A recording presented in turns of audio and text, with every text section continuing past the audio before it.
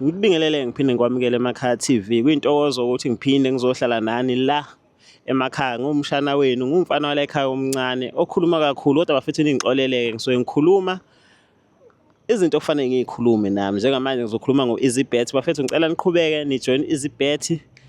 Iy'ndaba zimnandi kwa-EasyBet bafethu. Asebewujoyinile bazoyishola bona. Ngibonge kulaba asebewujoyinile, ngibonge nakulaba abangWhatsApp befisa ukujoyina.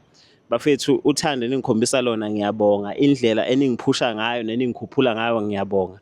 Nikhumbule nazi bafethu ukuthi ngaphandle kwenu ngabe mhlampe lamavidiyo angisawenzi. Ngaba nisangiboni. So ngeke ngikuthathe kancane nikwenza kimi, ngeke ngikuthathe kancane ngendlela enikhulisa ngayo eMakhaya TV. iMakhaya TV ibincane ey'nyangeni ey'mbili ey'ndlule kodwa la eseniyibeke khona angeke ngize ngikukhohle nangelokudilanga lokho enikwenzayo.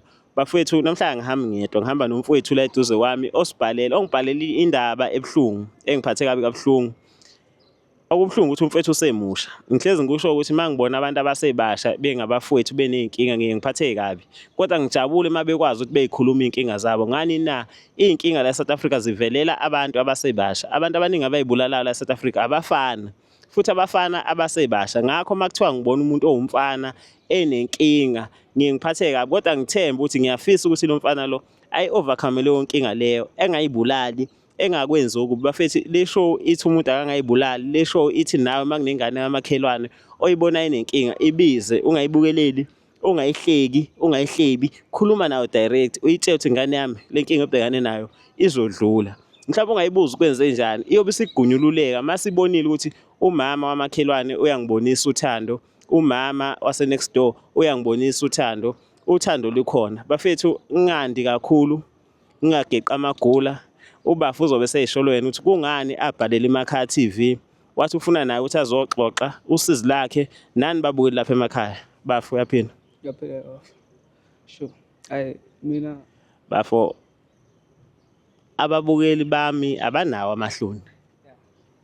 Abanawo amahloni. Baye bephatheke kabi uma ukhuluma ungazwakali.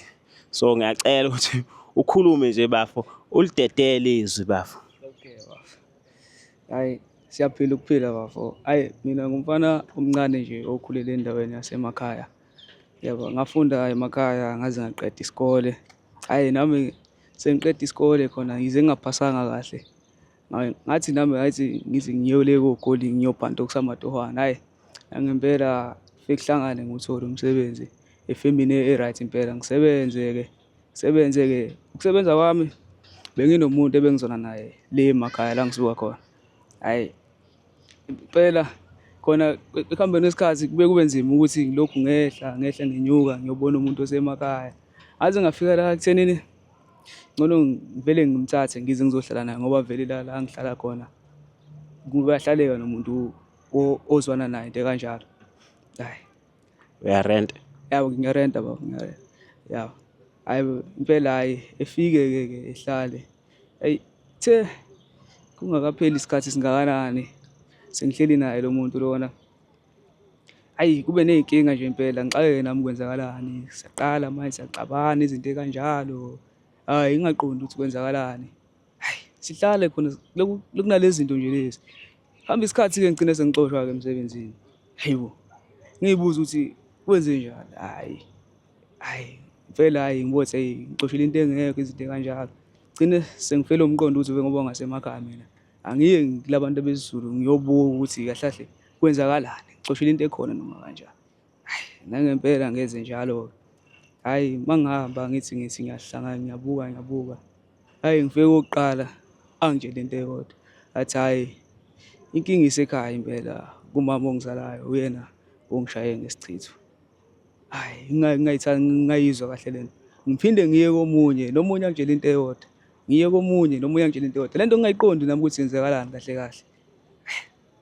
Ngiyibuke lento lena. Gcine sengilitholile-ke khona usizo-ke ukuthi le nkinga le ilapheke into kanjalo. Ngihla ngiye kubantu-ke bengigeze ngibe right.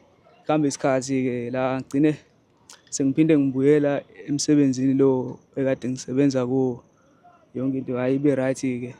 Ngiphinde ngimtshele futhi uma nakhona ngimtshela nje ngithukile nami ukuthi hayibo. Ngiphinde ngimtshele kodwa ngoba ngithi umhamba ngimtshele ukuthi sengibuyele emsebenzini.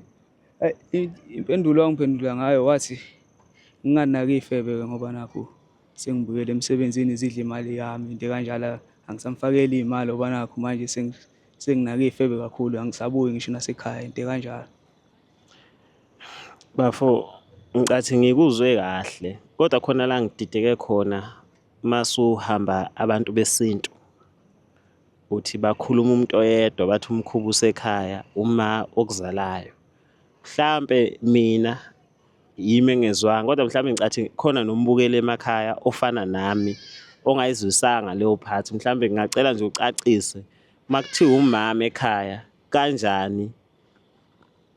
Khona impela kukanjalo bafo, akukho okunye, umama ongizalayo impela. Uyena ophezu kwayo yonke le nto le. Into enza ukuthi uyohlola ingoba usuxosha emsebenzini. Uma uthi umama okuzalayo uphume kubahloli, mhlampe umama okuzalayo uye osebenzisa umuthi ukuze wena uxoshe. Yabo into ekanjalo, uye umama ongizalayo impela osebenzisa umuthi, esebenzisela mina ukuthi ngihlukane nalo muntu engizwana naye, ngiphelelwe umsebenzi. Angazi yingoba engamthandi lo muntu lo engizwana naye mina, into ekanjalo. Oh, umama isichitho wayesifaka kuwe ukuthi hlukana nomuntu wakho ngoba uyakuveza ukuthi uthi ungadli imali ngey'febe. Kusho ukuthi kwafanele uhlukane nomuntu wakho khona uzoqhubeka uhambise imali ekhaya, noma kwafanele nawe uphelele umsebenzi. Hhayi, angazi kahle kodwa nje ngicathi kwaba nomona ukuthi sengithathe umuntu ngaba naye mina engihlala naye, khona engasakwenzi kahle izinto ey'kanjalo. Wasebona ukuthi into ezosiza ukuthi mina mhlampeni ngingeke lezi zinto engizenzayo ukuthi engixabanise nalo muntu engizwana naye, ngixoshwe emsebenzini. Okay.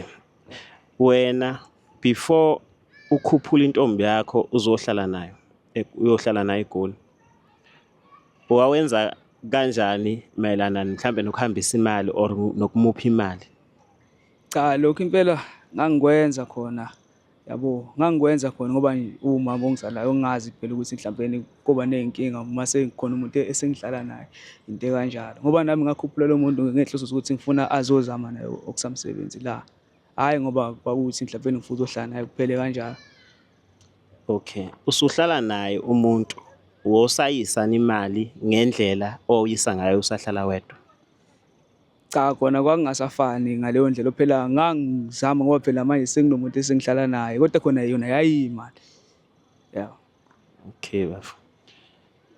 Mhlambe angingakuphazamisi ngokunqamula usuthi wathi usubuyela emsebenzini ngesizathu sokuthi khona inyanga eyakusiza wabuyela khona emsebenzini lo oxoshwe kuwo.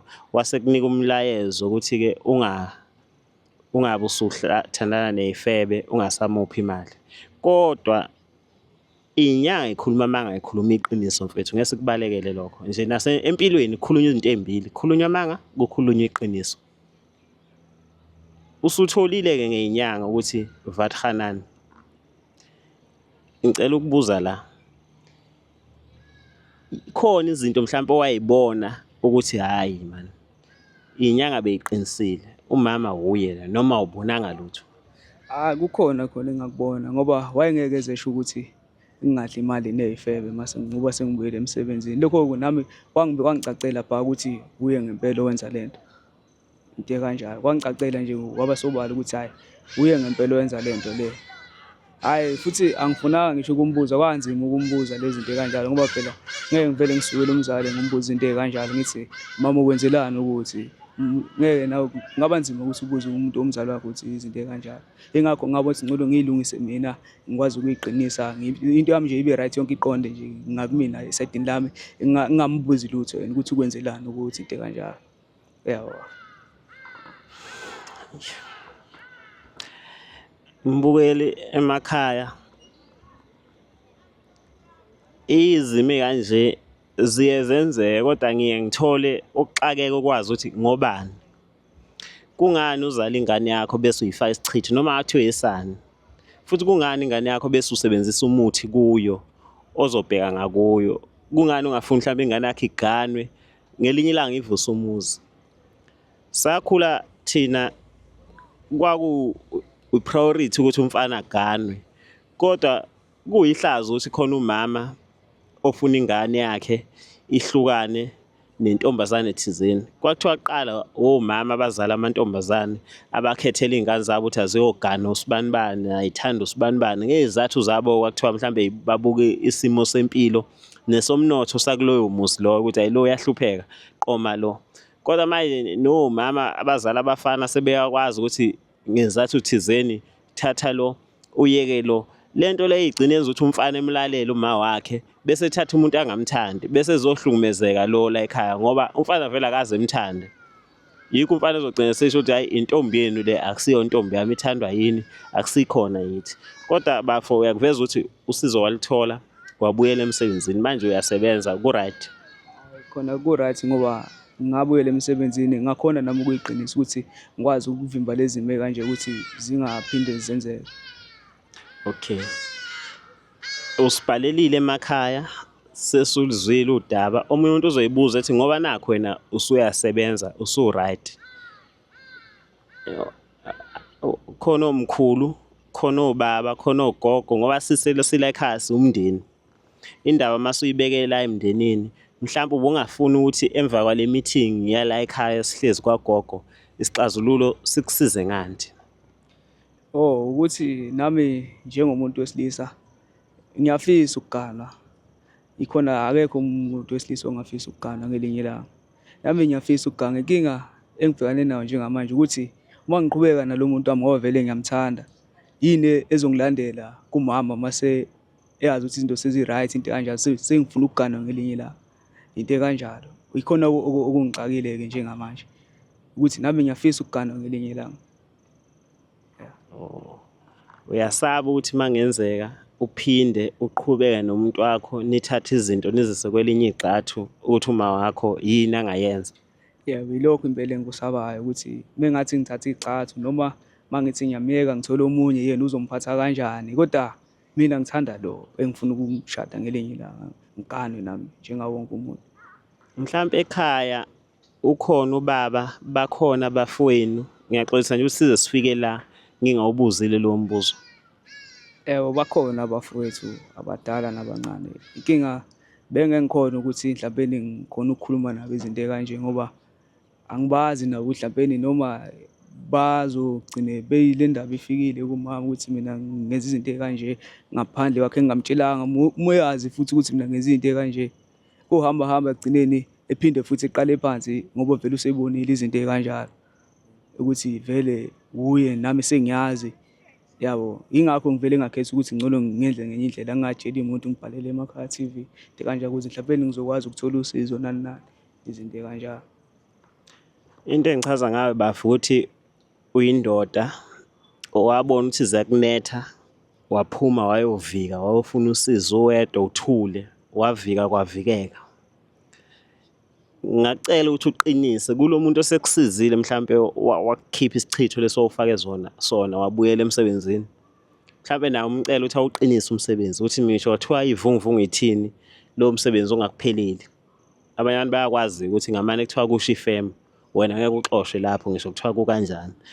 Number 2 ngoba esakwazi ukuqinisa bafo ngicela uqhubeke kodwa nasecacile into ethi umuthi awusahlukani nayo ngoba awazi abanye abantu abafuna ukuhluleka uzomhlula namhlanje abuye kusasa and awazi ukuthi mayibuya uzobuya esephetheni kodwa ukukhalipha kwakho nokuhlakanipha kwakho nokuthi wazi ukuthi wena uyafuna ukuganwa wazi futhi ukuthi izinto mazikushaya ukubheka ukuthi kungani nginetha izulu lingaguqubele kwenze njani uthola ukuthi hayi imvula iqhamukaphi nje ngicathi ngalokho bafo angeke ngithi mina ngizokusaphi ngoba noma ngizokulayela yiphi inyanga noma mhlawumbe emakhaya ngoba abantu mhlawumbe bengadinga wena ubalayela inyanga ngoba mhlawumbe bakhona abantu abanenkinga efana nawe ubalayela inyanga yakusiza ngoba egcineni ukuhlanipha nokukhula kukhona kuwe ngeke sikubalekele lokho noma lento ikuphatha ngoba phela enziwe uma wakho kodwa ukukhula kwakho bafo ngicathi uma ungaqhubeka ngendlela okhule ngayo mhlawumbe ungakwazi ukuthi nomuntu wakho umqinise angazi phela kusiwakini ukuthi ungenza kanjani ngoba uyinisele ngaye niqhubeke kodwa nje bafo hayi ngicathi nombukele emakhaya ngangifakazela ukuthi ibanga osulihambile likhombisa ukuthi upowerful kakhulu. Hayi khona impela kuyinto kanjalo bengifisa impela ukuthi phela njengoba sengize ngaqala ukuthi umuthi ngizokhona ukuqhubeka nalo muntu lo ongisizayo ukuthi eqhubeke njalo engisize. Ngishabe kwenzakalani emsebenzini wami ngingalahlekelwa umsebenzi. Ngifise nalo muntu lo engibambisane naye ukuthi singalahlekelani, sibambisane njalo. Uma kumele ngimqinise naye ngizomqinisa ukuthi ehlezi ngaso sonke isikhathi si-right naye. Kungaphinde kwenze izinto ezikuqaleni. Hayi no bafo, ngiyakuzwa. Cela nje ukuthi sivele sivalelise kumbukela emakhaya. Mbukela emakhaya-ke bambalwa abafowethu abafana nalo mfowethu. Abanye ngabe useyamzonda uma wakhe, abanye ngabe usaphatha ocelemba, ngabe sesafunda emaphepheni, sezwe emsakazweni, sezwe ema-TV ukuthi hayibo khona umuntu osebhodokeza uma wakhe ngomkhonto. Kepha ubafu uyakwazi ukulwa impi yakhe eyile ebuthule. Futhi okukhombisile ukuthi mayelwe ethule uyanqoba. Nawe mbuke lapha emakhaya ezinye izimpi ungazilwa, ungakhali kakhulu. Kepha uthule, udecide nje ukuthi othi ngilwe. Mbukele emakhaya ngicela ukuyivala le show. Ngithembisa ukuthi solokho sithandane njalo. Umhlangano wenzeka kwagogo ngeke uphele uyolokhu khona. Sidibane njalo, sibambe, sibhunge, sidingade isixazululo sosithola. Ngiyabonga.